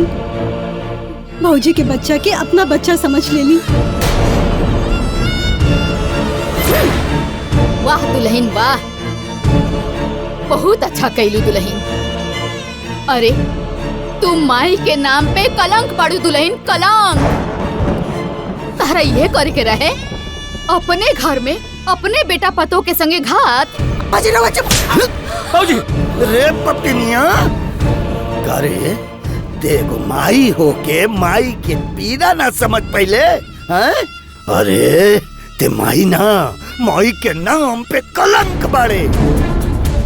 अरे डैनी और 7 घर छोड़ के शिकार करेले और ते तो अपने घर खा गईले। ते पतोह के घर से निकालल चाहत रहले ना, अब ते खुद ही ये घर से निकाल। करे नगिनिया ते हमारे घर में का करता रे? तोरियो घर में कोनो जरूरत नहीं के। चल निकल हमारे घर से, चल निकल। बाबूजी, भैया जी निकाला। रुक जाइए, अम्मा जी की और दीदी जी की गलती की सजा माफ कर दी। ना ना पुतो, हमार रास्ता मत रोको। ई कुल खाते नहीं है, घर में रहे लायक नहीं थे। एक करनी के सजा आज के मिले के चल। बाबूजी, ना बेटी मत रोको। बाबूजी, एक बार हमरा खातिर अम्मा जी के दीदी जी के माफ कर दी। ना बेटी ना। बाबूजी, रवा के राउत पोता के कसम छोड़ दी, छोड़ दी भैया जी, छोड़ दी।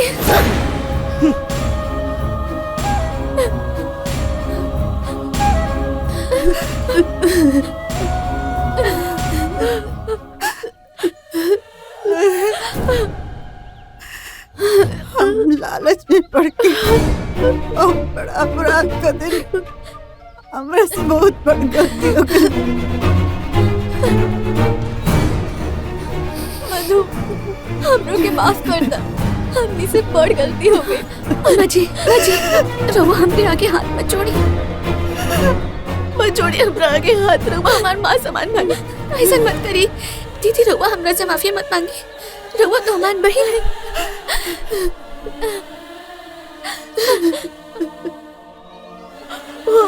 बाबू, बाबू, बाबू। भाई, तू हाथ में जोड़ता, एकदम चुप हो जा। बचपन से लेकर के आज तक ले तू हमके पललू पोसलू, इतना बढ़ गई हमके अनाथ होखला के बावजूद तू हमके माई के प्यार दे लू। माई में हमारे खून के का दोष रहे भाई, का दोष।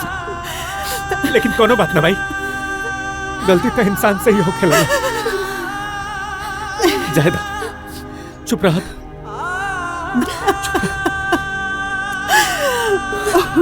भौजी, हमरा आँख में ममता के पर्दा पड़ गई रहे। हमरा से बहुत बड़ गलती हो गई। हमरा के माफ कर दी भौजी, हमरा के माफ कर दी। हमरा से बहुत बड़ पाप हो गई, हमरा के माफ कर दी। रवा जोन भी कहीं ममता के कारण गई। रवा माफी मत मांगी, जैसे रवा हमार गोदी भर देनी ना, वैसे हम छठ माता से राउर खातिर विनती करें। छठी मैया राउर गोदी जल्दी भरते। हे छठी मैया, हमरा दीदी की गोद जल्दी भर दी, जल्दी भर दी। आपके भक्त ने तो आपको बहुत बड़ी दुविधा में डाल दिया माथे। अब आप क्या करेंगी? भक्त की इच्छा जरूर पूरी करनी पड़ेगी।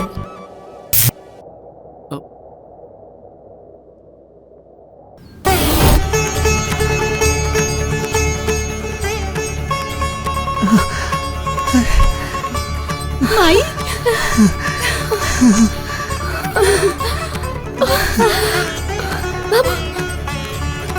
इस दुनिया में आज तक सभी लोग अपने बारे में मांगते हुए आए हैं। तुम मेरी पहली भक्त हो जो दूसरे के लिए मांग रही हो। तुम्हारी ये मनोकामना अवश्य पूरी होगी।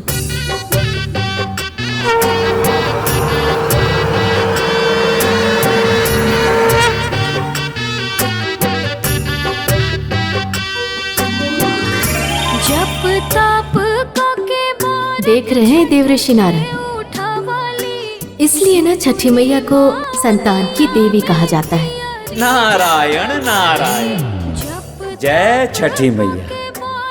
जय हो छठी मैया। छठी मैया की जय।